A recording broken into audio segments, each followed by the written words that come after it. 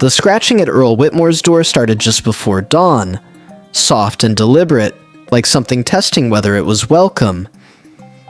He grabbed his flashlight, expecting raccoons raiding the trash again. Instead, a thin red fox sat trembling on his porch steps, one ear notched in a familiar half-moon shape. Behind her, half hidden in the frost-covered grass, two small shapes shifted and squeaked. Earl's chest tightened. 10 years ago, he'd bottle-fed an orphaned kit with that exact ear notch back to health in his barn.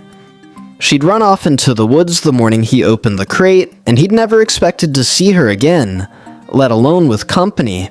Earl lowered himself onto the top step, joints protesting in the cold. The vixen didn't bolt. She watched him with steady amber eyes, her breathing shallow and quick, ribs visible beneath a coat that should have been thick for November. The two kits pressed against her flank, barely 4 months old by his guess, too young to be away from a den this late in the season. One of them stumbled toward him, curious, before the vixen nudged it back with her nose, gentle but firm. Earl noticed something wrong with her back leg, swollen near the paw, dark with dried blood. She'd walked a long way like that. Foxes didn't approach houses, not healthy ones, not with kits in tow. Something had pushed her here on purpose. He moved slow, the way he had a decade ago, lowering a bowl of warmed broth and scraps onto the bottom step before retreating to the doorway.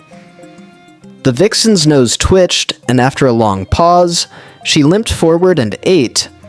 Not greedily, but carefully, glancing up between bites to keep him in sight.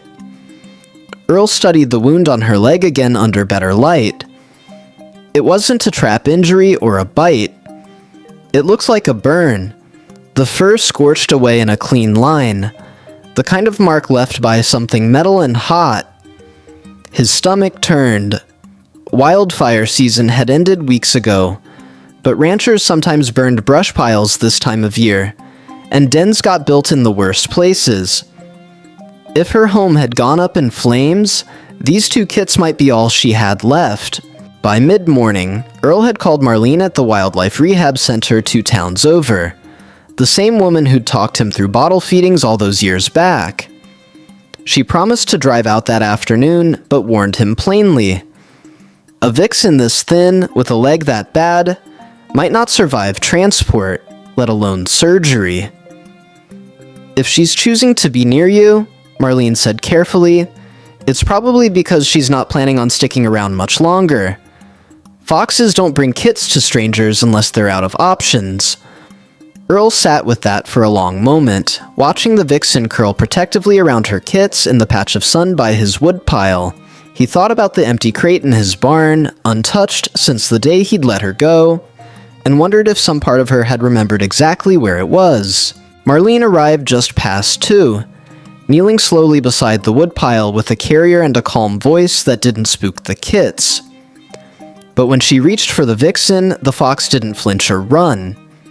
She simply looked at Earl, then nudged both kits toward him, one after the other, before backing away toward the tree line.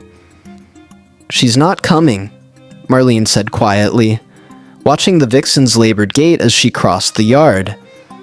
She knows what's wrong with her. She's not leaving them with just anyone, Earl. She came here on purpose. To you. The vixen paused at the edge of the woods, looked back once, and disappeared into the brush. Not running from danger this time, but walking, deliberate, like she'd finished something she'd set out to do. The two kits wouldn't settle in the carrier, crying in short, panicked yips that cut through the quiet yard. Earl crouched down and did the only thing he remembered working 10 years ago. He hummed, low and steady, the same tuneless little tune he used to sing while bottle feeding their mother. Almost immediately, both kits quieted, ears swiveling toward him, bodies going still. Marlene looked up sharply. That's unusual, she said. They shouldn't respond to a sound like that unless... She stopped, glancing toward the tree line where the vixen had vanished. Earl finished the thought for her, voice rough. The mother hadn't just remembered this place. She'd remembered him, remembered the sound that meant safety, and she'd carried that memory back to her own kits before she ran out of time to use it herself. 3 weeks later, Earl's granddaughter Pip stood at the barn door, giggling as two healthy kits tumbled over each other chasing a rolled-up sock. Marlene had cleared them for release back into a protected stretch of woods come spring, but for now, they needed steady care, and steady humming apparently, which Pip had quickly picked up too. Earl watched her crouch low, repeating his clumsy tune, and the kit scrambled toward her without hesitation. He thought about the vixen's last look before she walked into the trees, not desperate, but trusting. She hadn't given up on her kits. She'd simply made sure they landed somewhere safe. The same way, 10 years ago, somebody had once made sure of that for her.